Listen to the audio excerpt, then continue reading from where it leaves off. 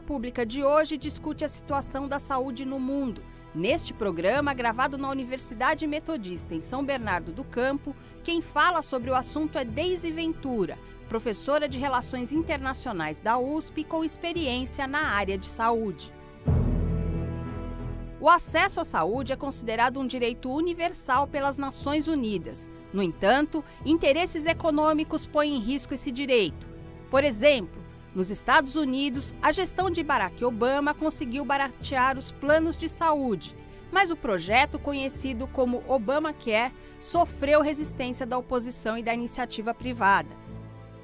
Na Europa, o primeiro-ministro britânico, David Cameron, quer aumentar até 2020 a participação do setor privado no sistema de saúde do país, o NHS.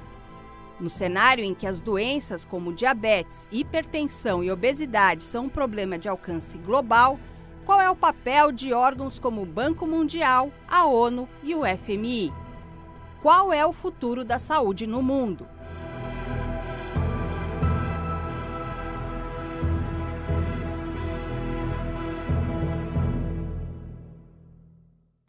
O futuro da saúde no mundo está em disputa.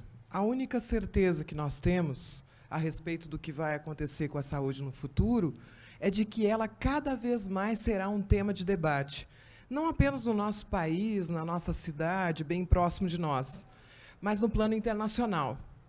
As organizações internacionais, inclusive aquelas que aparentemente não são ligadas de modo direto à saúde, como o Conselho de Segurança da ONU, a Assembleia Geral da ONU, a Organização Mundial do Comércio, a Organização Mundial da Propriedade Intelectual, todos os estados, dos mais ricos aos mais pobres, mas também as fundações filantrópicas, os grandes financiadores, as empresas transnacionais, todos esses atores serão mobilizados naquilo que a gente chama hoje de saúde global. Essa saúde global já está hoje, sempre esteve, e no futuro estará mais ainda em disputa. O que eu quero dizer com isso, com essa disputa da saúde global? Já em 1851, quando houve a primeira Conferência Internacional da Saúde, que aconteceu em Paris e reuniu apenas 12 estados, 11 estados europeus e a Turquia, muitas pessoas falam dessa conferência como se fosse uma ocasião, a primeira grande ocasião para que os países conversassem sobre saúde e melhorassem a saúde dos seus povos.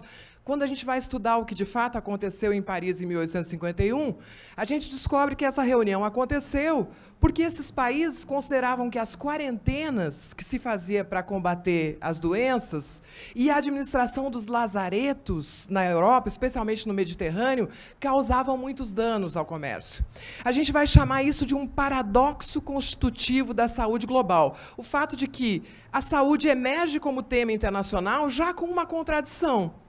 Os interesses econômicos estão acima dos interesses das populações. Isso não vai nos abandonar nunca. Vocês devem ter ouvido falar muito no ano passado da epidemia de ebola na África Ocidental. Não nos pareceu tão distante assim, não só porque estava nas manchetes dos jornais, dos telejornais também, mas porque nós tivemos um caso suspeito de ebola no Brasil. Não sei se vocês lembram, esse caso suspeito era um refugiado que vinha da Guiné. A sua identidade e a sua foto foi exposta nas manchetes de todos os jornais, violando seus direitos por ser refugiado e também porque, numa crise de saúde pública, as autoridades têm o dever de preservar a identidade desse paciente, que, no fim, nem tinha ebola. A doença dele foi ser estrangeiro e vir da África naquela época. Não é? Depois, a gente, pensando um pouco mais sobre o ebola, se dá conta de que essa epidemia é um verdadeiro laboratório do que acontece com a saúde no plano mundial. Certamente, vocês ouviram falar mais dos 8 casos de ebola que aconteceram no Ocidente, que resultaram em apenas uma morte, do que nos mais de 28 mil casos de ebola que aconteceram na África, que tiveram cerca de 11 mil mortos. Não só essas cifras são impressionantes, por que se falou tanto do caso de ebola nos Estados Unidos ou na Espanha, ou mesmo do nosso caso suspeito aqui, e se falou bem menos do que acontecia na África? Lembrando algo muito interessante também para o nosso encontro de hoje. Na África, a gente tem a ideia de que não existiam sistemas de saúde, não é? Que a África tem países muito pobres e que essa doença se propagou lá justamente porque não havia uma estrutura de saúde capaz de responder a essa doença. Não havia de fato agora, mas já houve. Nos anos 90, o Banco Mundial, apenas em Serra Leoa, conseguiu em 3 anos demitir 5.000 funcionários do sistema de saúde e reduziu em 2/3 a massa salarial dos profissionais de saúde naquele país. O mesmo aconteceu em políticas de reajustamento estrutural, que foram patrocinadas pelo Fundo Monetário Internacional e pelo Banco Mundial, em muitos países do mundo. Inclusive no nosso, em que poucas autoridades internacionais apoiavam a implementação do Sistema Único de Saúde. Todas essas instituições se pronunciaram contra o Brasil quando, em 1996, ele decidiu oferecer o tratamento universal para os pacientes que tinham HIV/AIDS.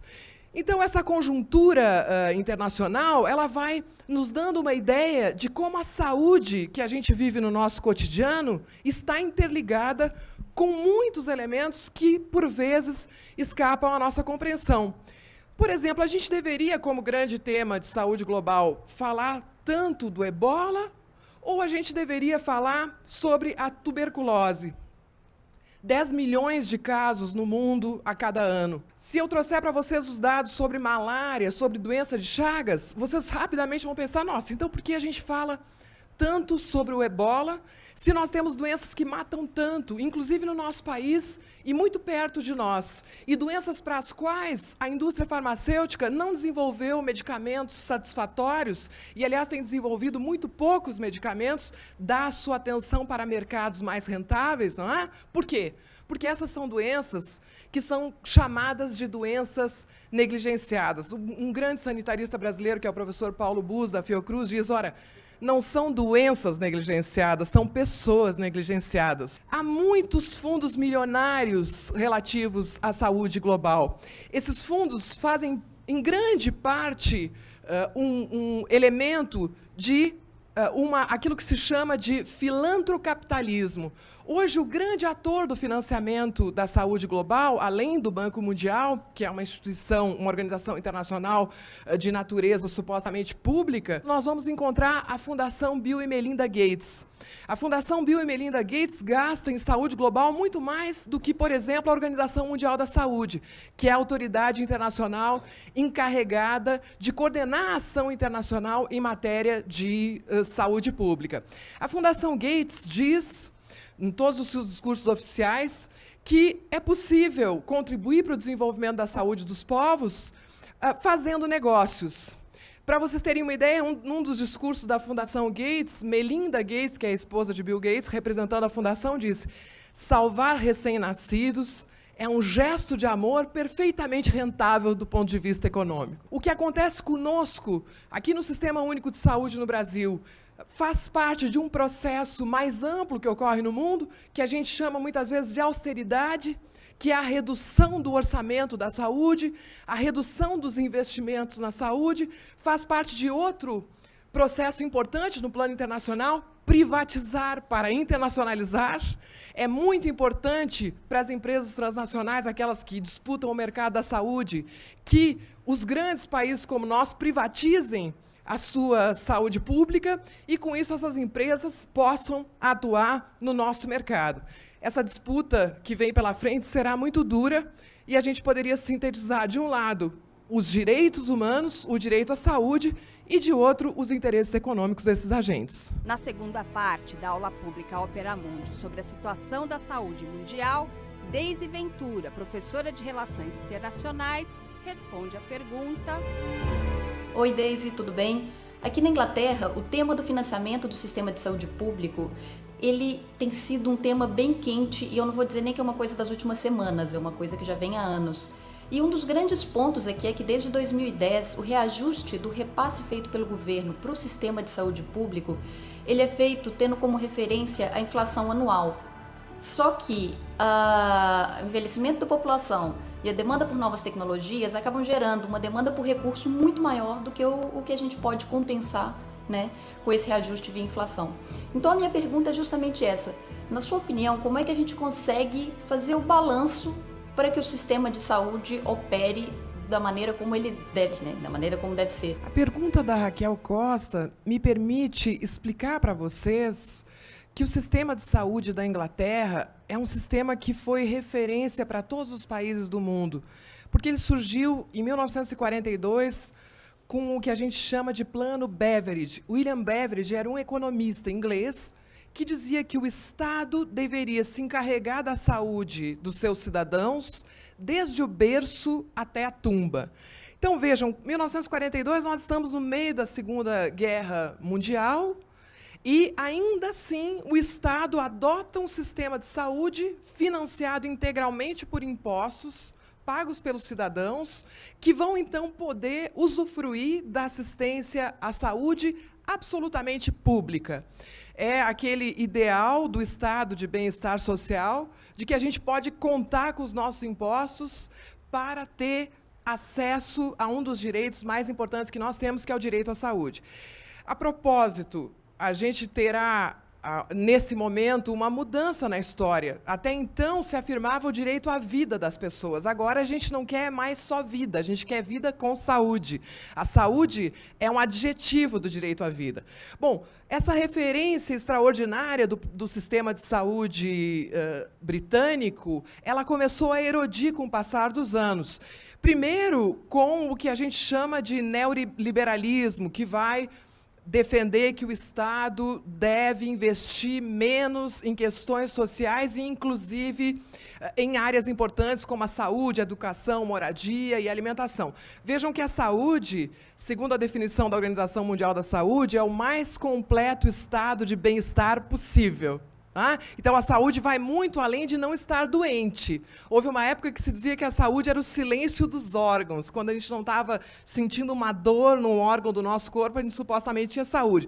Hoje a gente sabe que sem saneamento básico, sem água, vejam, 2,5 bilhões de pessoas no mundo não têm acesso a banheiros.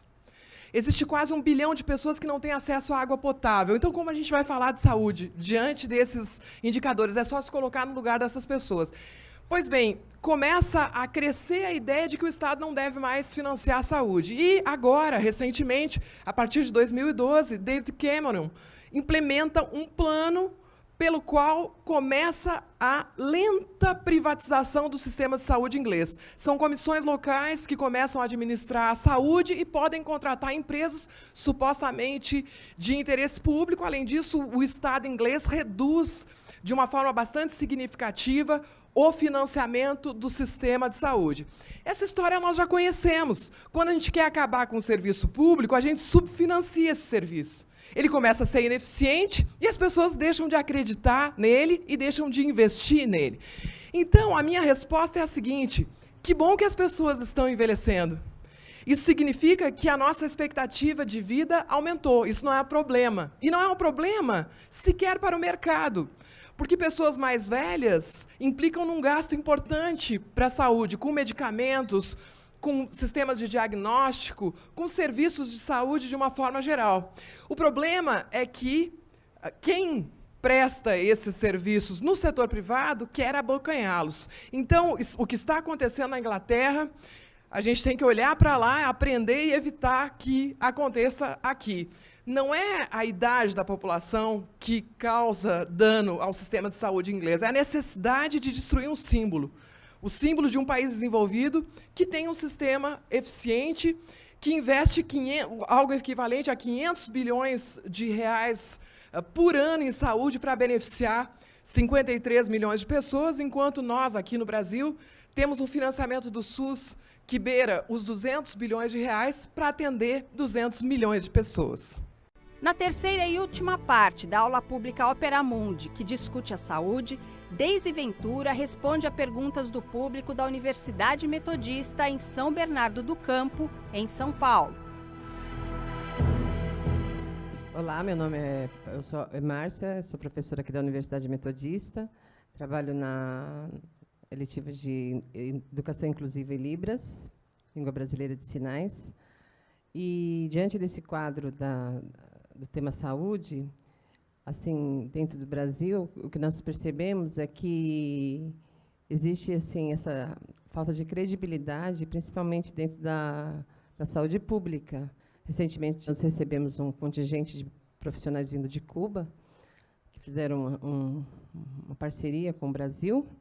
Então, a pergunta que fica é: o problema é causado principalmente dentro da comunicação, do conhecimento, da nossa realidade, da comunicação da língua mesmo, como o paciente poderia ser tratado. Muito obrigada, Márcia, pela tua pergunta. Vocês devem ter ouvido falar muito do programa Mais Médicos, e particularmente da vinda de médicos cubanos para o Brasil. Para entender o programa Mais Médicos, a gente precisa entender que ele tem duas dimensões. Uma delas é um acordo com a Organização Pan-Americana da Saúde, que permitiu trazer mais de 11 mil médicos cubanos para o Brasil. Isso a gente chama de cooperação internacional de saúde. É uma tradição de Cuba. Cuba manda médicos para os 4 cantos do mundo. Com isso, obtém divisas. Investe muito nesse elemento que a gente chega a dizer que faz parte da política externa de Cuba. Esses médicos, eles prestam essencialmente essa assistência básica à saúde, inclusive a medicina preventiva. Então, eles são perfeitamente adaptados àqueles locais do Brasil em que há uma falta crônica de profissionais de saúde e em que muitas pessoas, mas quando eu digo muitas pessoas, pensem em milhares de pessoas, nunca tinham visto um médico na vida. Tanto é assim que o programa Mais Médicos acarretou um aumento dos gastos de outro programa governamental, que é o Farmácia Popular. A Farmácia Popular vende mais remédios porque hoje há mais receitas, porque muita gente que nunca tinha recorrido à farmácia popular não recorria porque nunca tinha obtido uma receita. Essa é uma faceta do programa Mais Médicos que, infelizmente, foi percebida pela opinião pública no registro de campanha eleitoral. Então, a gente não discutia o problema em si. O que fazer com essas cidades, com essas localidades que não têm médico e que tiveram pela primeira vez, graças a esse programa de cooperação internacional, que, diga-se de passagem, é temporário, já está terminando, jamais poderia ser uma solução permanente para o nosso país. Só pode ser concebido, como é no mundo inteiro, a atuação dos médicos cubanos, como uma necessidade pontual. A segunda parte do programa Mais Médicos é uma seleção de pessoas que obtiveram diploma em outros países, nacionais de outros países ou não, aqui há também brasileiros, que fizeram um curso de medicina em outros países, que são um pouco mais de 700 médicos, que vieram para o Brasil, por exemplo, muitos médicos espanhóis que fugiram da crise europeia, que se aprofundou muito nos últimos anos. Alguns outros que viviam em países como o Líbano, por exemplo, mas tinham dificuldades de... O Líbano, que tem um bom nível das faculdades de medicina, mas que tinha dificuldade de revalidação do seu diploma aqui. Enfim, há as mais variadas situações entre esses profissionais que se apresentaram nesse processo seletivo. Essa parte do processo seletivo, ela corresponde ao que já acontece no mundo inteiro. Vocês terão países como a Inglaterra, os Estados Unidos, que têm de 20% a 30% dos seus médicos estrangeiros. O problema é tão grave que a Organização Mundial de Saúde chegou a criar um código de conduta para a contratação de profissionais de saúde estrangeiros. Por quê? Há no mundo aquilo que a gente chama de evasão de cérebros. Ou seja, países pobres formam com grande dificuldade os seus médicos e depois eles são captados, atraídos por melhores salários e condições de vida em outros países. Será que isso vai acontecer com o Brasil? Eu não sei. O que nós precisamos enfrentar é que existe uma grande concentração de médicos nas regiões mais favorecidas do Brasil, de um modo geral na região sudeste, mas também de modo desigual dentro de cada região. E esse desafio precisa ser enfrentado não só pelo Estado, mas pela sociedade brasileira. Professora, boa noite. Meu nome é Douglas, eu estudo no 6º período de Pedagogia na instituição, e a minha pergunta é meio que pegando um gancho que você acaba de explicar sobre a questão desse programa também do Mais Médicos. Existe dentro da academia alguma pesquisa no sentido de melhorar as condições para formar o médico brasileiro e esse permanecer nesses lugares que mais necessita? Existem diversas áreas da educação superior em que uma rápida reflexão nos daria a ideia, mais que a ideia, a certeza de que a universidade teria um papel muito importante de mudança da nossa realidade para melhor, a favor dos direitos. Por exemplo, não sei se vocês sabem que mais de 700 mil pessoas hoje são estudantes de direito no Brasil. Nós temos 1 em cada 8 estudantes da educação superior que faz direito. Isso poderia levar vocês a pensar o seguinte, que o Brasil é campeão em direitos humanos, não é? Que o Brasil é um país que tem praticamente um exército de pessoas capazes de defender os nossos direitos. 1 a cada 8 estudantes da educação superior também fazem administração, o que poderia nos levar a pensar que o Brasil é um país muito bem administrado, não é? Em que há uma racionalidade da administração. Se nós imaginássemos que cada um de nós da educação superior pode irradiar conhecimento, melhora, progresso, evolução para a sociedade brasileira, isso seria muito importante. Mas, não é, infelizmente, essa ideia não corresponde à realidade.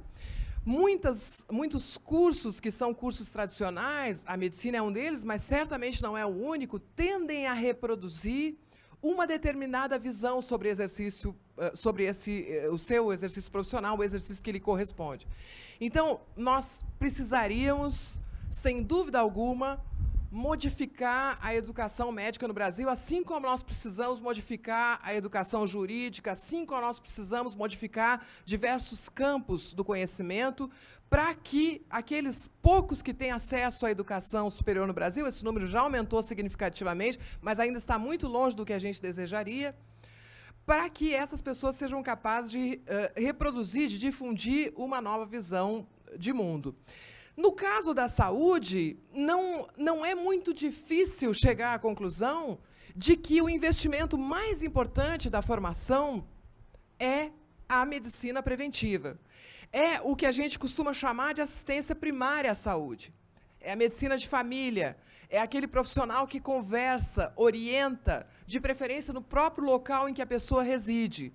Mas também é aquele governo que provê o saneamento básico, que provê a água, que provê as condições sanitárias, que se preocupa em garantir a alimentação das pessoas.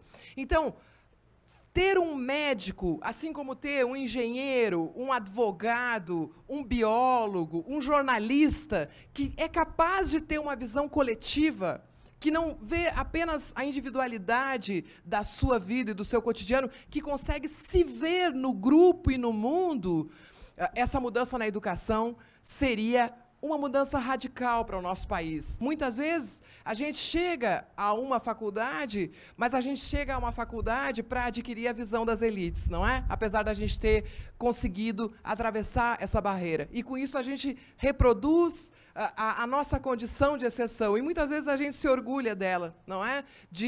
Eu consegui enquanto tantos outros não conseguiram. Claro que a gente precisa se orgulhar dela. Mas esse orgulho só tem sentido na perspectiva de mudança. Não é? E, sem dúvida, nas profissões de saúde existe um ativismo muito importante. O Brasil deve o seu sistema único de saúde ao que a gente chama de movimento sanitário. Um grupo aguerrido que resistiu à ditadura, que propôs no Brasil, vejam, não é menor a nossa conquista ter um sistema de acesso universal à saúde. Mas essas forças estão hoje exercendo uma verdadeira resistência em relação a outras que procuram privatizar o nosso sistema de saúde e reproduzir essa visão elitista do exercício das profissões de saúde. Olha, eu achei de extrema importância. Eu consegui ter uma visão maior do cenário, né, da saúde internacionalmente e também refletindo essas questões aqui, sistema único, a questão do mais médicos, assuntos bem repercutidos, né, na mídia de um modo geral.